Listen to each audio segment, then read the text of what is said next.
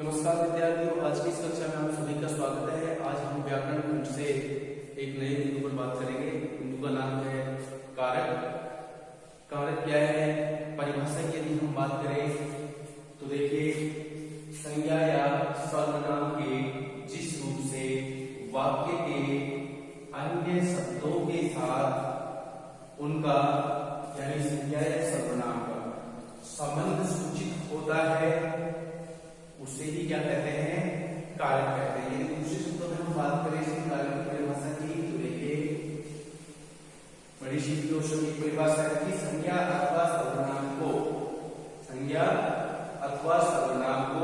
क्रिया से जोड़ने वाले चिन्ह, संज्ञा या सर्वनाम को क्रिया से जोड़ने वाले चिन्ह अथवा वर्षल में क्या होते हैं? ये विभक्ति जो चिन्ह होते हैं ये ही वर्षल होते हैं। विभक्ति चिन्ह को क्या कहते हैं? वर्षल। तो चिन्ह अथवा वर्षल ही क्या कहलाते हैं? कारक कहलाते हैं। जैसे उदाहरण की बात करें तो यहाँ पे उदाहरण दिया गया है, रामचंद्र जी ने खारे जल के समुद्र पर बंदरों से पुल बनवा दिया। अब देखिए इसमें ने यहाँ पर दिया गया है, ये आपको समझ कारक दे दिया, ये आपको ये दे दिया है, ये विभक्ति चिन्ह दे दिया है। इन विभक्ति चिन्हों के साथ वाक्य में इन शब्दों के साथ संबंध बनाने का काम किसने किया है? इन विभक्ति चिन्हों ने, इन पर्सन चिन्ह में। ये सब क्या है? वाक्य में एक दूसरे शब्द के साथ संबंध स्थापित करना। यानी अगर अब इन शब्दों ने जो पर्सन लगे हैं जिनको रेखांकित किया है, इनके साथ आप देखिए यहां हमने पुल बंधवा दिया, क्रिया क्या हो गई? बांधना। इन चिन्हों का प्रयोग करने से बाकी इन शब्दों का भी संबंध इसके साथ में जुड़ गया है और क्रिया के साथ ये संबंध स्थापित कर देना ही कारक कहलाता है। देखिए अब जैसे हम बात करें कारक, राम ने बाण से रावण को मारा। देखिए राम ने बाण से रावण को मारा। विभक्ति चिन्ह यहां लग रही है।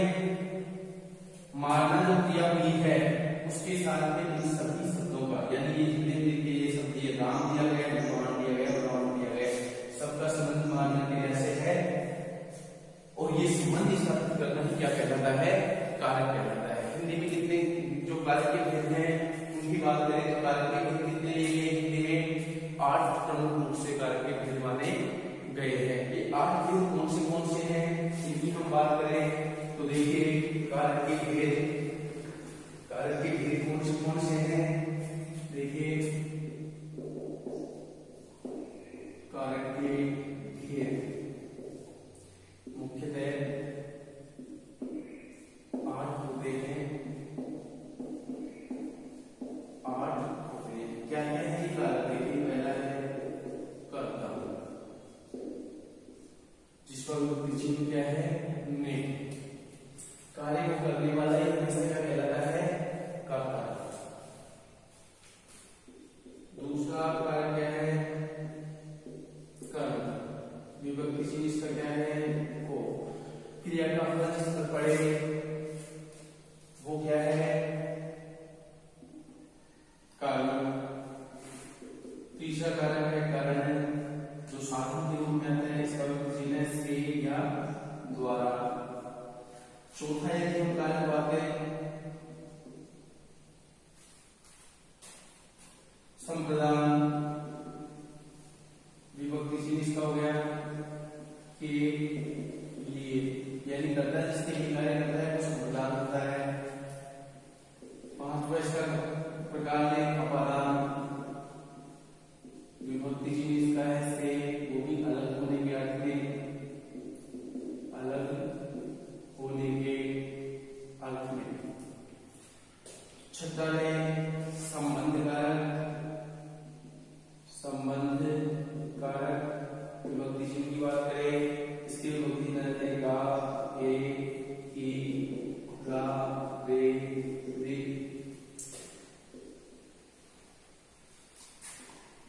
सातवां कारक की बात करें अधिकरण, जिससे क्रिया के आधार का बोध हो, अधिकरण कहलाता है। अधिकरण कारक का विभक्ति में, पे, पर। 8वां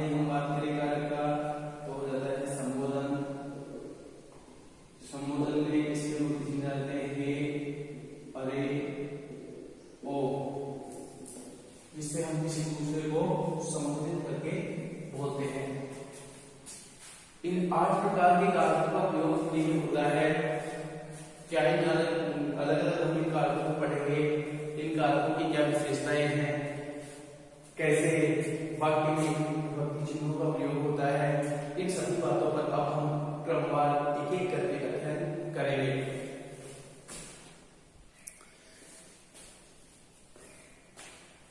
सबसे पहले हम बात करें विभक्तियों की, तो देखिए प्रयोग की दृष्टि से हिंदी कारक की विभक्तियों की भी कुछ अपनी विशेषताएं होती हैं। क्या होती है ये विशेषताएं? कि विभक्तियां प्राय स्वतंत्र होती हैं। देखिए स्वतंत्र होती हैं, इनका अस्तित्व भी क्या होता है? स्वतंत्र होता है। इनका मूल काम होता है शब्दों के साथ संबंध बनाना या संबंध दिखाना, इसलिए इनका कोई अर्थ नहीं होता है। जैसे मान लीजिए हम देखें कि ने, से, जो प्रकार की विभक्तियां हैं, ये शब्दों के साथ संबंध बताने के लिए प्रयुक्त होती है, नहीं कि अर्थ बताने के लिए। शब्दों के साथ संबंध स्थापित करना ही इनका मूल काम है, इसलिए इनका अर्थ नहीं होता है। हिंदी विभक्तियां विशेष रूप से सर्वनामों के साथ प्रयुक्त होने पर प्राय, देखिए यहाँ पे और करना, यदि विभक्ति संज्ञा के साथ है तो उसमें विकार नहीं होगा, उसके साथ विभक्ति चिन्ह लगा होगा।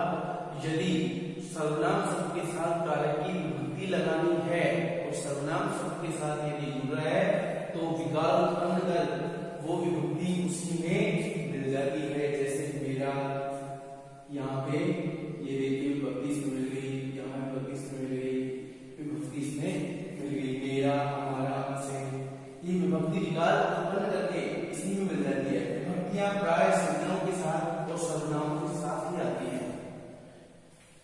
ये भी ध्यान रखना है कि विभक्तियां दो ही प्रकार से आती है, या तो संज्ञा के साथ होती है या फिर सर्वनाम के साथ। अब ये विभक्तियां कितने प्रकार की हैं? विभक्तियां भी दो प्रकार की हैं। एक होती है विश्लिष्ट और दूसरी होती है संश्लिष्ट। विश्लिष्ट क्या है? देखिए विश्लिष्ट है जो संज्ञाओं के साथ में विभक्ति काम में ले जाती है, वो विश्लिष्ट होती है। जैसे राम ने, के साथ वृक्ष पर, लड़कियों के लिए, ये सभी क्या है? विश्लिष्ट विभक्तियां। दूसरी होती है संश्लिष्ट। संश्लिष्ट क्या होती है? जो सर्वनामों के साथ जुड़ती है वो विभक्तियां होती है संश्लिष्ट, यानी विभक्ति सर्वनाम शब्द के साथ जुड़कर उसी में समाहित हो जाती है, वो होती है संश्लिष्ट विभक्ति। जैसे तेरा, उसने, मेरा, उसका आदि, इन शब्दों में हम देख सकते हैं कि सारी संश्लिष्ट हैं, क्योंकि ये विभक्ति विकार उत्पन्न करके उसी सर्वनाम में आ गई है। अब हम बात करते हैं सबसे पहले कारक, कर्ता कारक पर बात करते हैं। कर्ता कारक की तो देखिए कर्ता क्या होता है?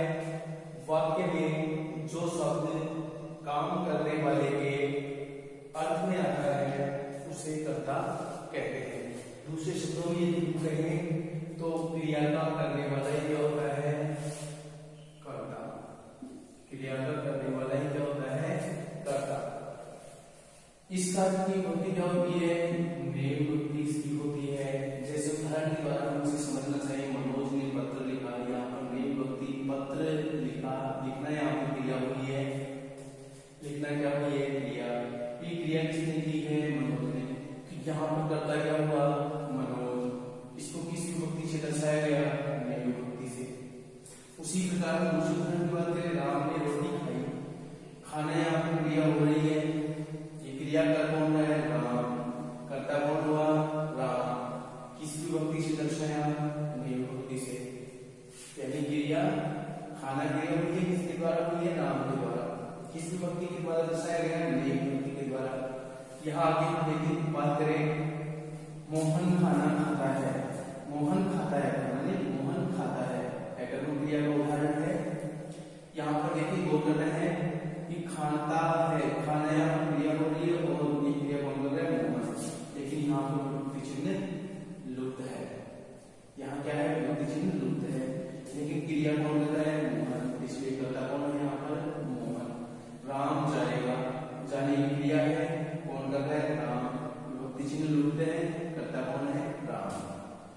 इन उदाहरणों से एक चीज कि जो कर्ता कारक की विभक्ति है ये दो स्थितियों में होती है, एक जगह लुप्त होती है तो कहीं कर्ता के साथ विभक्ति ने का प्रयोग होता है। किन किन स्थितियों में ने विभक्ति का प्रयोग होता है और किन स्थितियों में ने विभक्ति का प्रयोग नहीं होता है। यहाँ पर यदि गौर करें तो भूतकालीन क्रिया है, क्रिया का रूप कैसा है, भूतकाल, लिखा, खाई, साथ में सकर्मक। क्रिया यदि सकर्मक है और भूतकालिक रूप में है तो उसके साथ ने विभक्ति का प्रयोग होगा, कर्ता के साथ में ने विभक्ति का प्रयोग होगा। यदि क्रिया वर्तमान कालिक या भविष्यकालिक है और अकर्मक है तो उसके साथ में ने विभक्ति का प्रयोग नहीं होगा। इसको यदि हम बेहतर समझने का प्रयास करें तो देखिए ने विभक्ति का प्रयोग कहां कहां होता है, जब क्रिया भूतकालिक हो, जैसा कि इस उदाहरण में स्पष्ट हो रहा है कि क्रिया कैसी है, भूतकालिक। राम मनोज ने पत्र लिखा, भूतकाल में लिखा, ने विभक्ति का प्रयोग इसके साथ हो गया। ये देखिए नहाना, छींकना, थूकना, खांसना, ये सभी अकर्मक क्रियाएं हैं। अकर्मक क्रिया के साथ में वैसे ने विभक्ति का प्रयोग नहीं होता है, लेकिन अपवाद स्वरूप इनके साथ ने विभक्ति का प्रयोग होता है। ये अपवाद स्वरूप नहाना, छींकना, थूकना, खांसना, ये अकर्मक होती हुई भी अकर्मक है, लेकिन अपवाद स्वरूप यदि इन क्रियाओं का प्रयोग हुआ है तो कर्ता के साथ ने विभक्ति का प्रयोग होगा ही। कैसे, यदि सर्वनाम के साथ यदि ये प्रयोग हुई है तो देखिए उसने नहाया, ने आ गया, राम ने खांसा। अब ये कहें कि राम खांसता है तब तो विभक्ति गायब हो गई, क्योंकि वर्तमान कालीन स्थितियों की विभक्ति आएगी। यदि क्रिया ने विभक्ति कहां होगी ये हम बता रहे हैं, तो क्रिया देखिए अगर अकर्मक क्रिया के साथ में नहीं आती है, लेकिन अकर्मक क्रिया में नहाना, छींकना, थूकना, खांसना अगर ये क्रिया रूप है तो इनके साथ ने हो जाएगी। जैसे उसने खांसा, उसने नहाया, ने विभक्ति का प्रयोग हुआ है। प्रेरणात्मक क्रियाओं के साथ में हमेशा ने विभक्ति का प्रयोग होता है, जैसे उसने एक विषय दिलवाया, ये प्रेरणात्मक क्रिया क्या है, जहां कर्ता स्वयं ने कार्य करके दूसरे से कार्य करवाने के लिए प्रेरित करे, वहां पे होती है प्रेरणात्मक। यहाँ पर उसने ये सर्वनाम इसके साथ में ने विभक्ति जोड़ दी गई है और ये प्रेरणात्मक क्रिया का रूप है। ये स्थिति है कहां पर ने विभक्ति का प्रयोग होता है।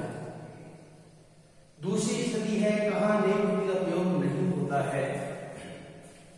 वर्तमान एवं भविष्यकालीन क्रियाओं में, जैसे ये वर्तमान कालिक क्रिया है इसके साथ में ने विभक्ति नहीं आई, ये भविष्यकालीन क्रिया है इसके साथ में ने विभक्ति नहीं आई।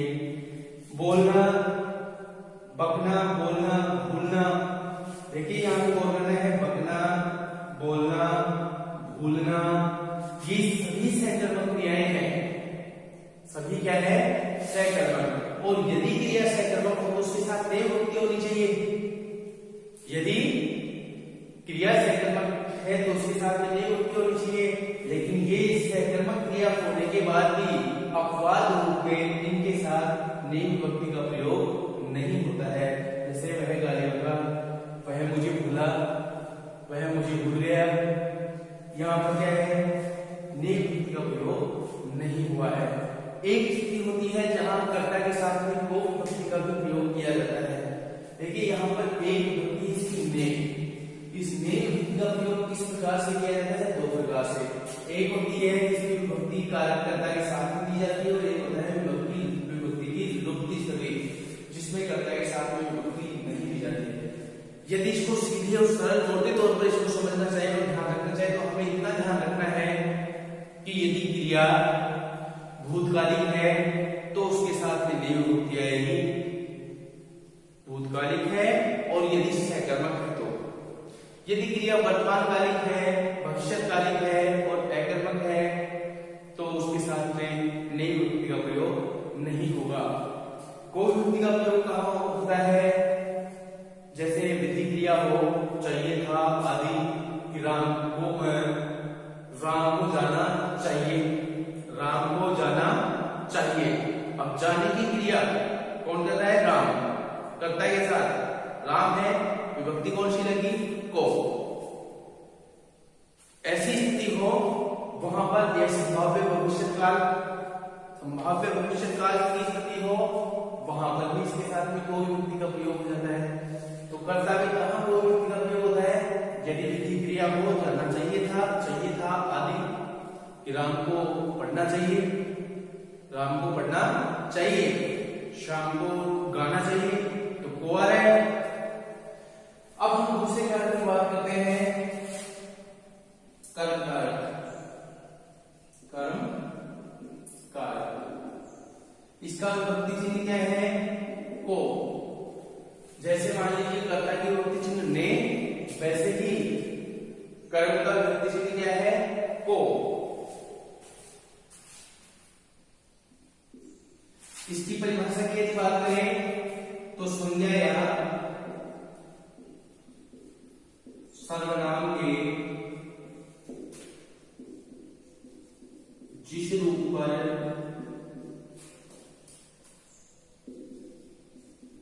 क्रिया का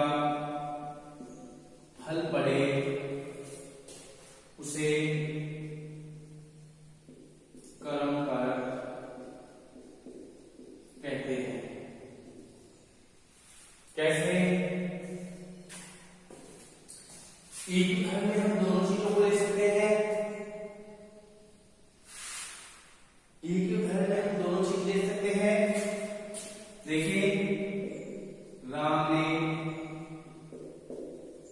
रावण को मारा, पंक्ति में बोल रहे हैं आपको, सिर्फ बड़ा सीधा है।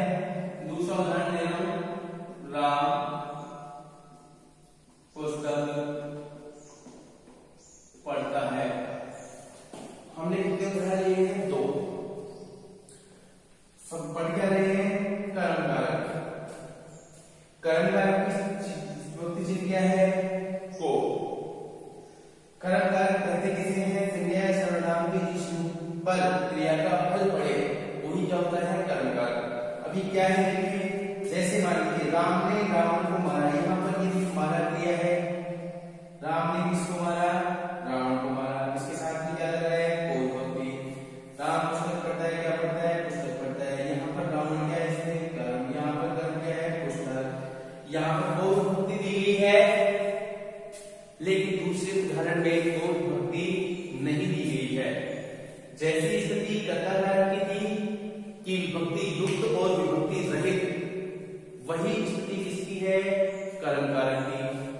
इसकी भी 2 स्थितियां हैं, विभक्ति युक्त और विभक्ति रहित। ऊपर के उदाहरण की बात करें तो विभक्ति युक्त है, और नीचे के उदाहरण की बात करें, दूसरे नंबर के उदाहरण की बात करें तो विभक्ति रहित है। कब होती है ये स्थितियां?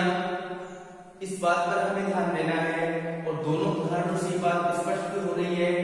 ज्यादा इसमें कहीं घुसटने की जरूरत नहीं है, हमें सिर्फ इतना ध्यान रखना है। देखिए, यदि वाक्य में दिया गया कर्म, यदि वाक्य में दिया गया कर्म, इसके साथ एक शर्त ये भी है कि कर्म का होना अनिवार्य है। कर्म कारक में कर्म का होना अनिवार्य है। तो यदि वाक्य में दिया गया कर्म सजीव है तो कोई विभक्ति लगेगी, और यदि वाक्य में दिया गया कर्म निर्जीव है तो उसके साथ में कोई विभक्ति नहीं लगेगी। इस बात का हमें ध्यान रखना है, और इस हिसाब से, इस प्रकार से हम कर्म कारक को समझ सकते हैं।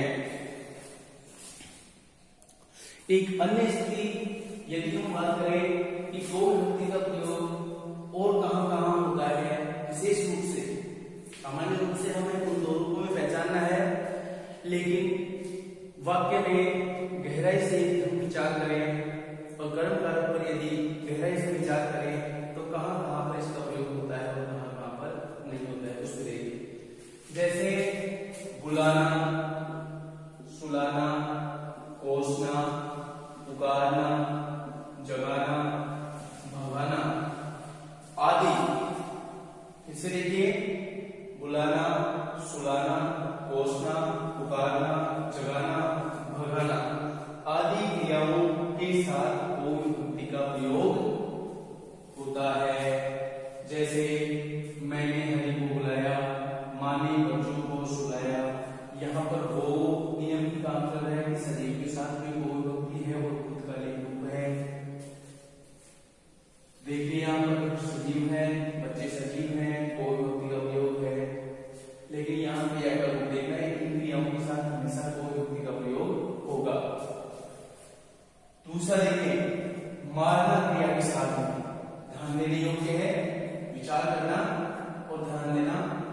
मारना क्रिया का अर्थ जब पीटना हो, मारना क्रिया का अर्थ जब पीटना हो तब कर्म के साथ कोई युक्ति लगती है। मारना क्रिया का अर्थ जब पीटना हो तब कर्म के साथ में कोई युक्ति लगती है। पर यदि उसका अर्थ स्वीकार करना होता है तो कोई युक्ति नहीं लगती है। कैसे? उदाहरण के द्वारा हम समझते हैं। लोगों ने चोर को मारा, कोई युक्ति है क्योंकि यहाँ मारा का अर्थ शब्द है पीटने का, इसलिए इसके साथ में कोई युक्ति है। दूसरे उदाहरण की हम बात करते देखें, शिकारी ने बाघ मारा, यहाँ मारा शब्द का अर्थ है शिकार करना, इसलिए बाघ के साथ में कोई युक्ति नहीं है। यहाँ ये बात इसलिए बताई जा रही है कि सजीव के विरोध से है। बच्चे जो कहेंगे कि सर सजीव है, सजीव के साथ में कोई युक्ति क्यों नहीं है, यहाँ पर भी टिप्पणी ध्यान रखने योग्य है कि यदि जब पीटना होता है परक्रिया के साथ तो उसके साथ में कोई युक्ति आएगी, यदि शिकार किया जाता है तो उसके साथ में कोई युक्ति नहीं आएगी। तो शिकारी ने बाघ मारा, कोई युक्ति नहीं है क्योंकि इसका क्या है? शिकार। हरि ने बैल को मारा, वो आया है बैल को मारा मतलब बैल को पीटा, यहाँ कोई युक्ति है। लेकिन मछली ने मछली मारी, मछली का शिकार करना होता है, इसलिए उसके साथ में कोई युक्ति नहीं आई। ध्यान देने योग्य बात है। तीसरी स्थिति कहां होती है? देखिए, कर्ता में विशेष कर्तृत्व शक्ति जगाने के लिए कोई विभक्ति का प्रयोग किया जाता है। कई बार हमें लगता है कि यहाँ पर कोई विभक्ति का प्रयोग नहीं होना चाहिए, लेकिन कर्ता में विशेष शक्ति दिखाने के लिए, विशेष सामर्थ्य दिखाने के लिए कोई विभक्ति का प्रयोग कर्म के साथ में कर दिया जाता है। कैसे? अब देखना, विचार करना, गौर करना इस पर। मैंने यह तालाब खुदवाया है, हम कहें निर्जीव है तालाब, कर्म है यहाँ पर, सजीव नहीं है, इसके साथ कोई विभक्ति नहीं है। लेकिन यहां पर मैंने क्या है? कर्ता। और यदि इसमें विशेष शक्ति दर्शानी हो और हम वाक्य को लिखते मैंने ही यह तालाब, मैंने ही इस तालाब को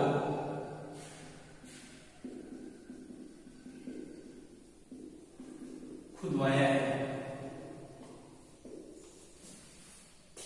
यहां पर तालाब के साथ में कोई विभक्ति आ गई, लेकिन यहां पर मैंने ही जो कि विशेष शक्ति को दर्शा रहा है, इसलिए कोई विभक्ति आ गई।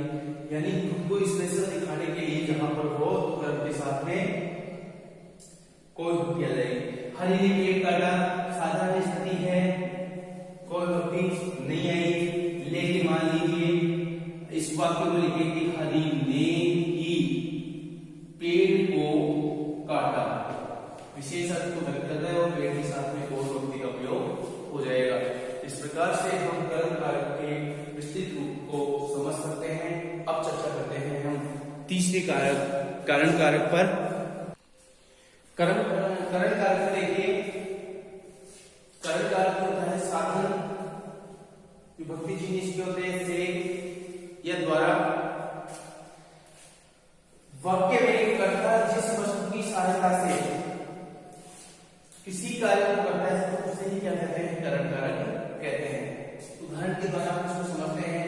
जैसे हम आंखों से देखते हैं, से युक्ति का प्रयोग हुआ है, सीता चाकू से सब्जी काटती है, से युक्ति का प्रयोग हुआ है। यहाँ पर देखना क्रिया हो रही है, यहाँ पर काटना क्रिया हो रही है। यहाँ पर देखना क्रिया हो रही है और यहाँ पर क्या हो रही है? काटना क्रिया हो रही है। देखना क्रिया हम किस साधन से कर रहे हैं? आंख से, यानी साधन का काम कौन कर रहा है यहाँ पर? आंख। इसलिए इसके साथ में कौन सी विभक्ति दी गई है? से विभक्ति। यहाँ पर देख सकते हैं कि देखने के रूप में साधन का काम कर रही है हमारे यहाँ पे, तो करण यहाँ पर किसमें है? आंखों में। सीता चाकू से सब्जी काटते, काटना क्रिया हो रही है, करने वाली सीता है, लेकिन किससे हो रहा है? साधन के रूप में हमारे सामने है चाकू। हम कह सकते हैं कि चाकू भी क्या है? कारण कारक। से विभक्ति से इसको दर्शाया गया है। से विभक्ति अपादान कारक में भी होती है, लेकिन अपादान कारक में और करण कारक की से विभक्ति में एक अंतर है। जहां साधन के रूप में काम में ली जाए तो करण कारक, और यदि पृथकता के अर्थ में हो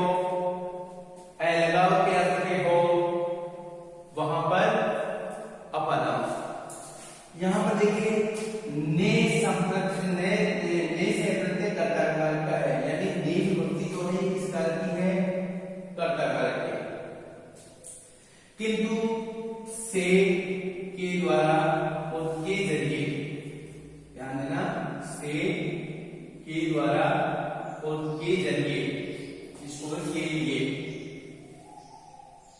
ये हिंदी में बोलते हैं करण कारक के ही संप्रत्यय हैं, यानी ये मूल रूप से हिंदी में किसके विभक्ति चिन्ह है? करण कारक के। ये तीनों से के द्वारा ये किसके विभक्ति चिन्ह है? करण कारक के, क्योंकि ये सारे चिन्ह साधन की ओर इशारा करते हैं, साधन के अर्थ को इंगित करते हैं। मुझसे यह काम नहीं सधेगा, मुझसे, यहाँ पर से विभक्ति किसके साथ आ रही है? यहाँ पर उदाहरण किसके समझाया जा रहा है? क्योंकि यहाँ पर कार्य के साथ में काम करता समझ रहे हैं बहुत से लोग उसको, लेकिन यहाँ नहीं, क्योंकि मुझसे यहाँ साधन के रूप में आ रहा है, इसलिए यहाँ पर ये क्या है? करण। उसके द्वारा यह कथा सुनी थी, यहाँ पर उसके इसको हम सुनाने के लिए कर्ता नहीं कर सकते हैं, यहाँ पर वो माध्यम है और यहाँ पर ये कर्ण का काम कर रहा है।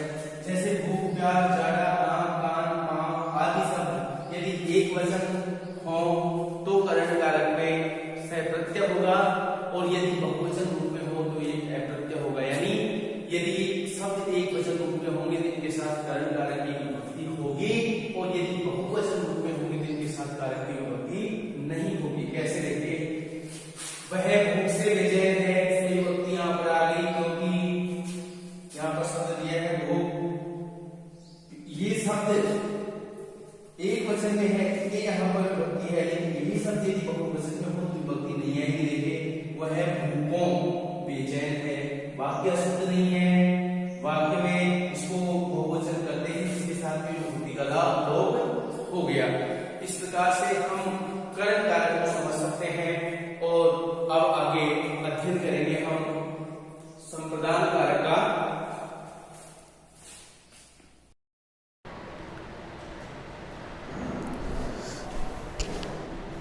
नमस्कार विद्यार्थियों, बीकेडी क्लास में आप सभी का स्वागत है। पूर्व कक्षा में हम अध्ययन कर रहे थे व्याकरण खंड से कारक का, और कारक के अंतर्गत हमने अध्ययन किया कर्ता कारक, कर्म कारक और करण कारक का। उसी क्रम में जो शेष बचे हुए कारक हैं उन सभी का अध्ययन हम आज की इस कक्षा में करेंगे। तो बिंदु हमारा चल रहा था कारक। 3 कारक हमने पूर्व कक्षा में पढ़ लिए। यहाँ पर हम लेते हैं अब चौथा कारक, जो होता है संप्रदान। देखिए, संप्रदान कारक क्या है? यदि हम इसके अर्थ की बात करें तो संप्रदान का अर्थ होता है देना। यानी क्या होता है संप्रदान का अर्थ? देना। अर्थात वाक्य में कर्ता जिसे कुछ देता है, या वाक्य में कर्ता जिसे कुछ देता है या जिसके लिए क्रिया करता है, क्रिया करता है, उसे ही संप्रदान कारक कहते हैं। उसे क्या कहते हैं? संप्रदान कारक कहते हैं। इसका विभक्ति चिन्ह या इसके विभक्ति चिन्ह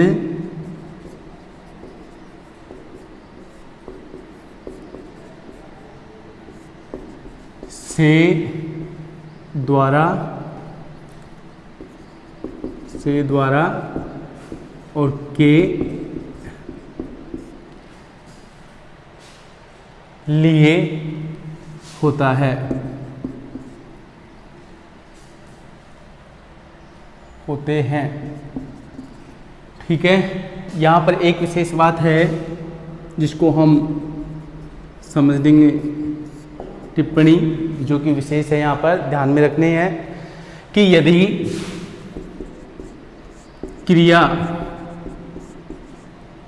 क्रिया द्विकर्मी हो, और देने के अर्थ में प्रयुक्त हुई हो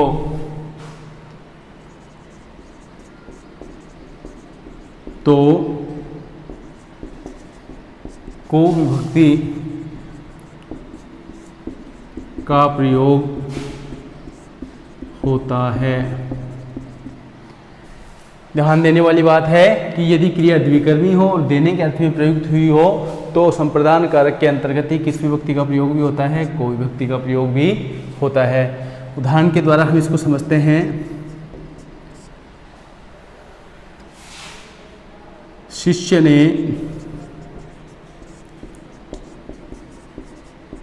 गुरु के लिए ही सब कुछ किया।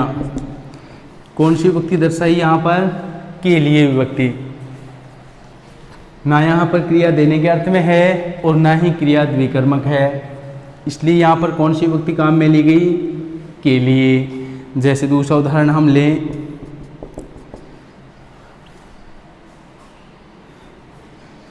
माँ ने बच्चों को खिलौने दिए। ध्यान देने वाली बात है कि सबसे पहले देखिए यहाँ पर क्या है, क्रिया दिए किस अर्थ में प्रयुक्त हुई है, देने के अर्थ में। देने वाली कौन है, माँ, जो कि करता है। यहाँ पर कर्म की बात करें तो पहला कर्म क्या है, बच्चों, और दूसरा कर्म क्या है, खिलौने। और किस विभक्ति से दर्शाया गया है, को विभक्ति से। क्यों दर्शाया गया है, क्योंकि क्रिया द्विकर्मक भी है और देने के अर्थ में भी प्रयुक्त हुई है, इसलिए यहाँ पर कौन सी विभक्ति काम में ली गई, को विभक्ति। तीसरा उदाहरण देखिए, उसके द्वारा उपन्यास लिखा गया। यहाँ पर कौन सी विभक्ति आ रही है, द्वारा। देने के अर्थ में नहीं है, क्रिया द्विकर्मक भी नहीं है, इसलिए कौन सी विभक्ति आई, द्वारा। इस प्रकार से हम संप्रदान कारक को समझ सकते हैं। अब हम बात करते हैं नंबर 5 अपादान कारक की। अपादान कारक, अपादान कारक की बात करें तो इसका विभक्ति चिन्ह क्या होता है, से। लेकिन ये से भी किस अर्थ में होता है, पृथक या तुलना के भाव में। पृथक होने के अर्थ में या तुलना के अर्थ में। से किस अर्थ में होता है, से पृथक होने के अर्थ में या तुलना के अर्थ में। परिभाषा की यदि हम बात करें तो देखिए, परिभाषा की यदि बात करें वाक्य में, परिभाषा की बात करें तो वाक्य में जहाँ एक वस्तु या व्यक्ति का दूसरी वस्तु या व्यक्ति से अलग होने अथवा तुलना करने के भाव का बोध हो, वहाँ अपादान कारक होता है। यानी वाक्य में जहाँ एक वस्तु या व्यक्ति का दूसरी वस्तु या व्यक्ति से अलग होने अथवा तुलना करने के भाव का बोध हो, वहाँ पर क्या होता है, अपादान कारक होता है। इसका विभक्ति चिन्ह, इसका विभक्ति चिन्ह क्या होता है, से होता है। और से भी किस अर्थ में होता है, जो कि हमने लिख दिया है, पृथक होने के अर्थ में या फिर तुलना होने के अर्थ में। उदाहरण के द्वारा हम इसको समझने का प्रयास करते हैं। देखिए, जैसे नंबर 1, हिमालय से गंगा निकलती है। यहाँ पर हिमालय से गंगा का अलग होने का बोध हो रहा है, इसलिए से विभक्ति के द्वारा इसको दर्शा दिया गया। दूसरे उदाहरण की बात करें, पेड़ से पत्ता गिरता है। पत्ते का और पेड़ का संबंध विच्छेद हो रहा है, अलग हो रहे हैं, इसलिए यहाँ किसी विभक्ति से दर्शाया, से विभक्ति से। से विभक्ति से दर्शाने का मतलब है कि यहाँ पर फिर कौन सा कारक होगा, अपादान कारक होगा, क्योंकि अलग होने का बोध यहाँ पर हो रहा है। तीसरा उदाहरण देखिए, कविता सविता से अच्छा गाती है। यहाँ पर दो चीज़ों में किस विभक्ति से दर्शाया गया, तुलना का भाव। कविता सविता से अच्छा गाती है, यहाँ पर कौन सा भाव हुआ है, अलग होने अथवा तुलना का भाव। दोनों में तुलना की गई है, किस विभक्ति से दर्शाया गया है, से विभक्ति से। कौन सा कारक होगा, अपादान कारक होगा। अन्य उदाहरण की यदि हम बात करें तो देखिए, बिल्ली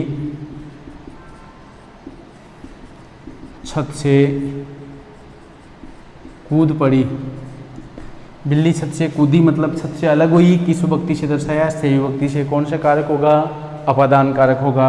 अन्य उदाहरण की यदि हम बात करें, चूहे बिल से बाहर निकले। यहाँ पर चूहों का बिल से अलग होने का बोध हो रहा है, किसी विभक्ति से दर्शाया गया, से विभक्ति से। और से विभक्ति से दर्शाया मतलब यहाँ पर कौन सा कारक हुआ, अपादान कारक। इसी प्रकार हम आगे अध्ययन करते हैं संबंध कारक। संबंध कारक की बात करें तो देखिए, वाक्य में जब किसी संज्ञा या सर्वनाम का अन्य किसी संज्ञा या सर्वनाम से संबंध बताया जाता है तो वहाँ संबंध कारक होता है। और इसके विभक्ति चिन्ह क्या होते हैं, का, के, की और रा, रे, री, इसके विभक्ति चिन्ह होते हैं। उदाहरणों के द्वारा हम इनको समझने का प्रयास करते हैं। देखिए, अजय की पुस्तक, यहाँ अजय की और दो संज्ञा शब्द हैं, एक अजय है और दूसरा पुस्तक है। दोनों के बीच में किस विभक्ति से संबंध स्थापित किया गया, की विभक्ति से। यहाँ पर कौन सा कारक है, संबंध कारक। तुम्हारा चश्मा, यहाँ पर देखिए जो सर्वनाम होता है, सर्वनाम के साथ यदि कारक की विभक्तियाँ लगती हैं तो ये हमने पूर्व कक्षा में पढ़ा कि विभक्तियाँ दो प्रकार की होती हैं, विशिष्ट और संश्लिष्ट। तो यहाँ पर कौन सी स्थिति है, संश्लिष्ट, क्योंकि सर्वनाम के साथ यदि कारक की विभक्ति प्रयोग में ली जाती है तो वो विभक्ति उसी में लोप हो जाती है। और यहाँ पर देखिए राव विभक्ति किसके साथ संबंध बता रही है, चश्मा के साथ। कौन सा कारक है यहाँ पर, संबंध कारक। सीता का भाई आया है, यहाँ पर किस विभक्ति के द्वारा दर्शाया गया, का विभक्ति के द्वारा। क्या संबंध बताया गया, सीता और उसके भाई के बीच में संबंध।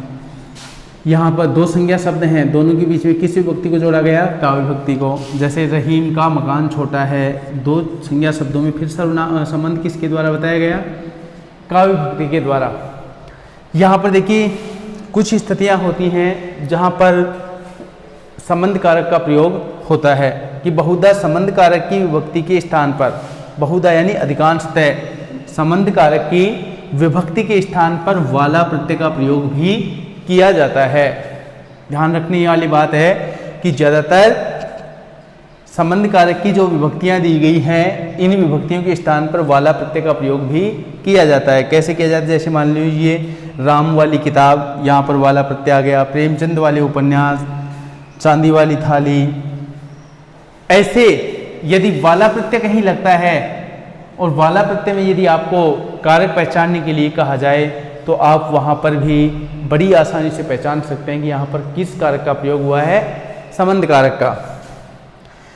संबंध कारक की विभक्तियों द्वारा कुछ मुहावरेदार प्रयोग भी होते हैं, यानी कई मुहावरे हैं जिनके अंदर भी संबंध कारक की विभक्तियों का बड़ा कुशल प्रयोग होता है और वहाँ पर भी हम समझ सकते हैं, पहचान सकते हैं। जैसे मान लीजिए दिन के दिन, मतलब मुहावरा है दिन के दिन यानी उसी दिन, शीघ्र। महीने के महीने, नियमितता का बोध है, लेकिन किस विभक्ति के द्वारा दर्शाया गया, के विभक्ति के द्वारा। कान का कच्चा, यहाँ पर मुहावरा है कान का कच्चा होना, जिसमें देखिए का विभक्ति का प्रयोग, बात का पक्का, अधिक रहने वाला, का विभक्ति के द्वारा इसको दर्शाया गया। संबंध, अधिकार, और यदि कहीं देने का अर्थ हो तो संबंध कारक की विभक्तियों का प्रयोग ही होता है। जैसे मान लीजिए राम के बहन हुई है, यहाँ पर देखिए के विभक्ति के द्वारा, यानी के विभक्ति यहाँ संबंध कारक की है जिसके द्वारा दो संज्ञा शब्दों में संबंध स्थापित किया गया है। राजा की आंख नहीं होती, यहाँ पर एक शब्द है आंख और दूसरा शब्द है राजा, दोनों संज्ञा शब्द हैं, दोनों के बीच में संबंध स्थापित करने का काम किसने किया? के विभक्ति ने। रावण ने विभीषण को लात मारी, एक शब्द है रावण, दूसरा है विभीषण और तीसरा है लात। यहाँ पर रावण के साथ में तो ने विभक्ति है इसलिए ये तो करता है, इसके साथ तो इसका संबंध है नहीं। अब यहाँ पर संबंध किसके साथ हुआ है? विभीषण का और लात का। किस विभक्ति से दर्शाया गया? को विभक्ति के द्वारा, लेकिन यहाँ मारने के अर्थ में आई है, रावण के साथ है, संबंध कारक होगा और इस प्रकार से हम संबंध कारक को समझ सकते हैं। आगे चर्चा करते हैं हम अधिकरण कारक की। चर्चा करते हैं हम आगे अधिकरण कारक। अधिकरण कारक क्या है ये अधिकरण कारक? तो देखिए सबसे पहले इसकी हम परिभाषा पर गौर करते हैं। वाक्य में प्रयुक्त संज्ञा या सर्वनाम के जिस रूप से, संज्ञा या सर्वनाम के जिस रूप से क्रिया के आधार का बोध हो, जिस रूप से क्रिया के आधार का बोध हो, उसे अधिकरण कारक कहते हैं। पहचान की यदि बात करें तो हम कैसे वाक्य में पहचाने कि यहाँ पर अधिकरण कारक हुआ है या नहीं? तो इसके विभक्ति चिन्ह क्या होते हैं? इसके विभक्ति चिन्ह, इसके विभक्ति चिन्ह में पे पर, में पे पर होते हैं। यानी इन विभक्ति चिन्हों के द्वारा ही क्रिया के आधार का पता चलता है। कैसे? उदाहरण के द्वारा हम इसको बेहतर समझ सकते हैं। उदाहरण देखिए, पक्षी आकाश में उड़ रहे हैं। में विभक्ति के द्वारा देखिए आकाश में क्रिया करने का आधार कहाँ कर रहे हैं क्रिया? आकाश में। किस विभक्ति के द्वारा दर्शाया गया? में विभक्ति के द्वारा। कौन सा कारक हुआ यहाँ पर? अधिकरण कारक। दूसरे उदाहरण की यदि हम बात करें, देखिए मेज पर पुस्तक रखी है, क्रिया के आधार को यहाँ पर भी पता चल रहा है। तो देखिए मेज और पुस्तक, रखना क्रिया है, आधार का पता यहाँ किस विभक्ति से चला? पर विभक्ति से। मोहन मैदान में खेल रहा है, देखिए मोहन मैदान में खेल रहा है, किस विभक्ति के द्वारा दर्शाया गया? में विभक्ति के द्वारा। क्रिया कर रहा है खेलना, कहाँ कर रहा है? मैदान में। तो मैदान में यहाँ क्रिया का आधार प्रकट हो रहा है, किस विभक्ति से दर्शाया गया? में विभक्ति से। इस प्रकार से हम अधिकरण कारक को समझ सकते हैं। और अब हम चर्चा करते हैं अंतिम कारक, संबोधन कारक। संबोधन कारक, संबोधन कारक क्या है, इस पर चर्चा करते हैं। वाक्य में जब किसी संज्ञा या सर्वनाम को बुलाया जाए या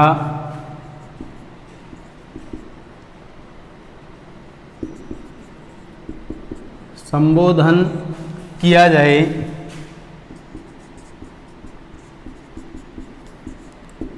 वहाँ संबोधन कारक होता है। इसके विभक्ति चिन्ह